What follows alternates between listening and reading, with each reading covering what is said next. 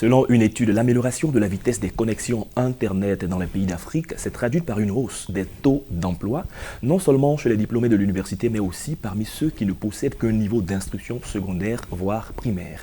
Quel avenir de l'emploi en Afrique? C'est le sujet de cet entretien et on en parle justement avec M. Alioune Camara. Il est directeur général de Andeleo Consulting. Bienvenue M. Alioune. Merci. Bonjour. Comme nous le disions à l'entame de cette émission, nous parlerons de l'avenir de l'emploi en Afrique. On parle de plus en plus de quatrième révolution industrielle. Revenons sur quelques enjeux de cette quatrième révolution industrielle sur l'emploi. Oui.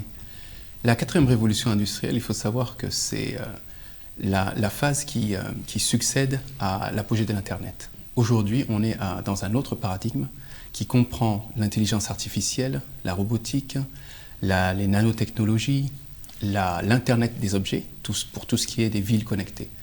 Effectivement, ça constitue des défis et également de belles opportunités pour l'emploi en Afrique. Justement, parlant d'opportunités, quelques-unes, quelles sont les opportunités pour les Africains?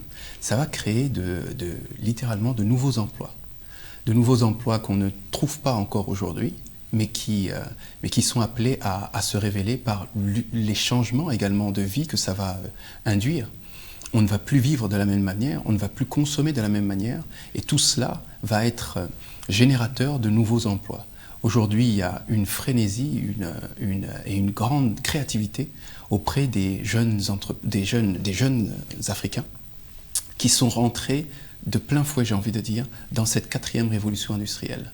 Ils ont certes encore besoin de moyens pour se développer davantage, mais il y a une vraie frénésie, je dirais. On a souvent peur des changements quand la transition n'est pas bien faite. Et la question, c'est de savoir, est-ce que cette quatrième révolution industrielle n'aura pas également un impact négatif sur l'employabilité en Afrique?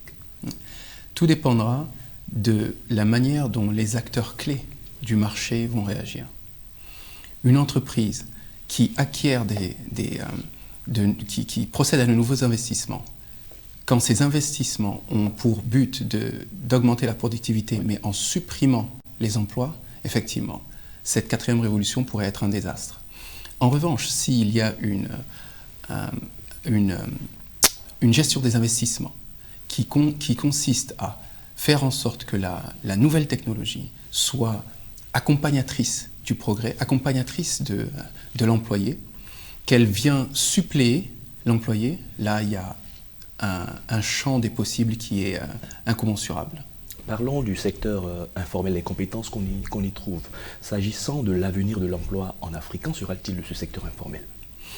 Ce secteur informel, alors, il y a une étude justement du Bureau international du travail qui, en fonction des différents secteurs, primaire, secondaire, tertiaire, a noté qu'il y a un niveau d'informel qui est plus ou moins important.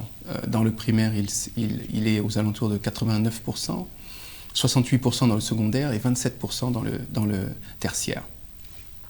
Littéralement, je pense que ça constitue un point clé de la réussite de l'insertion des nouvelles technologies dans nos sociétés. Si on parvient à transformer l'informel et donc à les faire basculer dans du formel, à savoir tous ceux qui ont un niveau d'éducation qui n'est pas très important, qu'on arrive à les faire basculer dans le formel, et je pense à cela, à des investissements qui seraient correctement gérés, des investissements,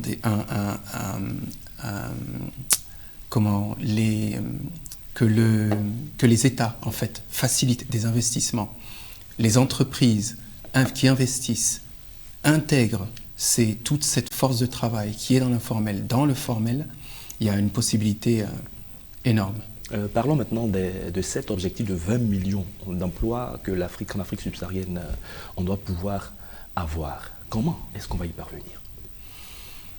Moi, j'ai tendance à dire qu'il y a 3 niveaux. Oui. La première dimension, c'est la dimension macro. Et donc, c'est tout ce qui relève de l'État.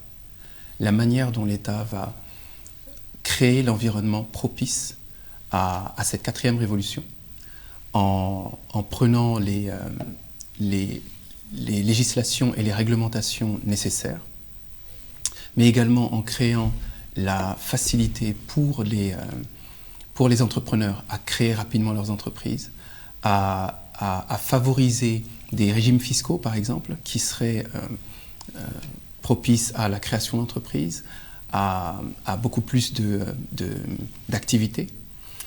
Il y a également le niveau méso. Ce niveau méso concerne les entreprises. Les entreprises ont également un rôle à jouer ici. Elles pourront être force de proposition. Je pense notamment à quelque chose qui pourrait être facilement démocratisé au sein des entreprises, c'est l'intrapreneuriat.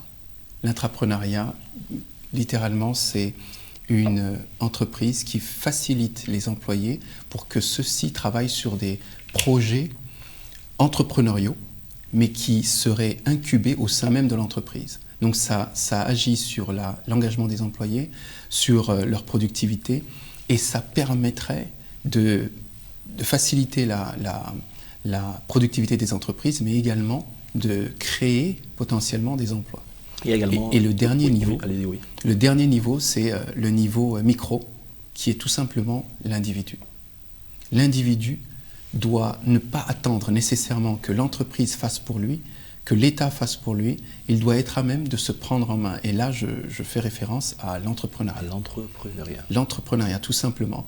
Les jeunes aujourd'hui doivent prendre leur destin en main en observant leur marché, en voyant là où ils peuvent faire la différence et en se donnant les moyens d'impacter positivement les communautés qu'ils vont servir. Et pour ça, il y a pléthore d'opportunités d'intégrer, d'observer le marché, de voir ce qui ne va pas, ce qui peut être amélioré et d'y inclure les nouvelles technologies. Dans le cadre de mes activités, je vois plein de jeunes talentueux qui ne font que ça. J'ai en tête la gestion intelligente des déchets. Dans justement, on parlait de l'Internet des objets. Dans une ville interconnectée, gestion intelligente des déchets. Ce sont de jeunes Ivoiriens qui font ça. Il y a pléthore d'exemples. Mais l'entrepreneuriat et l'intrapreneuriat, pour ce qui est des entreprises déjà existantes, sont, je pense, de beaux créneaux pour pouvoir changer la donne en termes d'emploi en Afrique. D'accord, revenons sur la question des jeunes. Récemment, vous étiez à un panel, vous avez parlé avec des jeunes de l'avenir de l'emploi. Quel message passez-vous à ces jeunes qui sont assoiffés d'entreprendre et qui ne décollent pas souvent? Ouais. C'est justement ce dont je parlais, en l'occurrence l'entrepreneuriat, de se prendre en main. Malheureusement, aujourd'hui, on voit qu'il y a beaucoup de jeunes talentueux, mais qui sont attentistes aussi. Il faut changer de paradigme, il faut changer de la manière dont on voit l'Afrique dans le concert des nations. Ce que, personnellement, je rêve pour ces jeunes, c'est qu'ils se donnent la possibilité, non pas d'être des consommateurs de nouvelles technologies, mais qu'ils aient cette ambition d'être eux-mêmes des créateurs de nouvelles technologies. Que l'Afrique soit à même de créer et d'être ensuite, que les produits créés ici soient consommés partout dans le monde. On en a vu un bel exemple à travers le mobile money, qui est né au Kenya et qui a été repris partout dans le monde. Et je ne comprends pas pourquoi ça ne pourrait pas être repris dans 1001 domaines, parce qu'on est parti d'une réalité qui nous concerne. C'est pourquoi on a excellé dans le mobile money. On est parti d'une réalité qui nous concerne. Et il y a beaucoup de réalités ici qui peuvent être transcendées par le biais des nouvelles technologies. Il y a également la technologie des drones qui permettent de fournir des médicaments à des patients qui sont dans des zones recluses. Le champ des possibles est énorme. D'accord, très bien. Nous allons terminer certainement par cette dernière question. Il y a la question du changement climatique qui a de l'influence assurément sur les emplois. Comment affronter cette réalité? On sort récemment de la COP25, des dispositions sont prises, elles ne sont pas mises en application, mais la réalité est que les changements climatiques influencent également l'emploi des jeunes en Afrique. En effet. Là, sur ce sujet, il faut vraiment que l'État et les acteurs locaux, enfin tout l'écosystème, aient vraiment une attitude volontariste. Là, pour ce qui est du changement climatique, nous sommes tous concernés.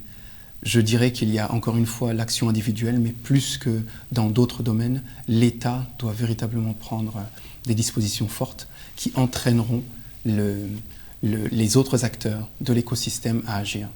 Mais comme tout domaine, l'action individuelle peut faire la différence. Si on voit que, je parlais à l'instant de la gestion intelligente des déchets, oui. On n'attend pas que... Le problème du changement climatique, en fait, est un impact plus que dévastateur. On prend les mesures et on agit. On prend les choses en main et on agit. C'est sur ces mots que nous allons mettre un terme à cette émission. Merci, M. Alioune Camara. Merci à vous. Je rappelle que vous êtes directeur général de Indeleo Consulting. Avec vous, nous allons parler de l'avenir de l'emploi en Afrique. C'est la fin de cette émission. Merci à tous de l'avoir suivi. Et surtout, bonne suite de nos programmes sur Medi 1 TV Afrique.